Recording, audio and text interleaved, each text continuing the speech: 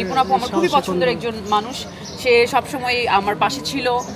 একজনকে যদি স্পেসিফিক বলতে হয় সেটি বলবো হচ্ছে মিশা সওদাগর ভাইয়া। যারা আছে সবাই তো নিজেদের, শুধুমাত্র ইলেকশন করার কারণে আসলে দুইটা দলে বিভক্ত হয়েছে। টাকা দিয়ে ভোট কিনছে এরকম অভিযোগ আসছে। তবে এরকম কোন টাকা আপনি পেয়েছেন? আমাকে তো কেউ টাকা দেয়নি, আমাকে তো কেউ টাকা অফার করেনি। কেন করেনি? আমি দুই দল থেকে টাকা নিতাম। নির্বাচনের উদ্দেশ্যে আজকে আসা, ভালো লাগছে সবাই একসাথে। আর আজকের খুব মনে হচ্ছে খুব শান্ত সুন্দরভাবে ইলেকশন হচ্ছে। আমি তো মাত্রই ঢুকলাম, সো ভালো লাগছে। যাদেরকে দিব আসলে ভোট তো একদমই বিবেচনা করেই দিতে হবে, কে আসলে কোন জায়গাটা আসলে ডিজার্ভ করে এটার উপর ডিপেন্ড করছে।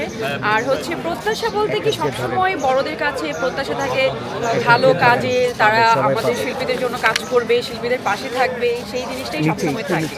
সো এবারও সেমই থাকবে, যাতে করে আমাদের পাশে থাকে এবং আমাদের যে দুস্থ যে শিল্পীরা আছে যারা কিনা বয়সের জন্য বা যে কোনো অসুখের কারণে কাজ করতে পারছে না, তাদের পাশে দাঁড়াতে হবে, তাদের জন্য কাজ করতে হবে।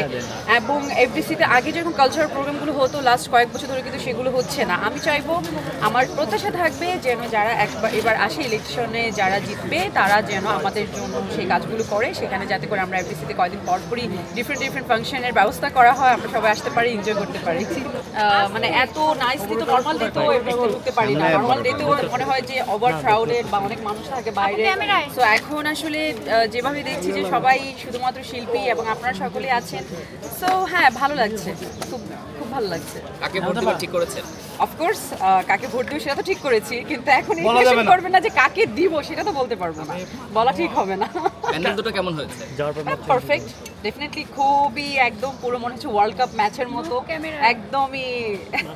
ফেভারিট তো আসলে আমার সবাই তো সিনিয়র, সবাই আমার খুব পছন্দের। আমার যেমন হচ্ছে আমার সবচেয়ে পছন্দের মিশা সওদাগর ভাইয়া, he is like my brother, because আমি আমার লাইফ ফার্স্ট বিগ স্ক্রিনে কাজ করেছি ভাইয়ার বোন হিসেবে, এবং তার যেটা হচ্ছে তার কাছ থেকে অনেক কিছু শিখেছি। অ্যাক্টিংয়ের যে ছোট ছোট কিছু জায়গা হলো, আমি যতটুকু শিখেছি আমি ভাইয়ের কাছ থেকে শিখেছি। He is my brother. So একজনকে যদি স্পেসিফিক বলতে হয় সেটি বলবো হচ্ছে মিশা সওদাগর ভাইয়া।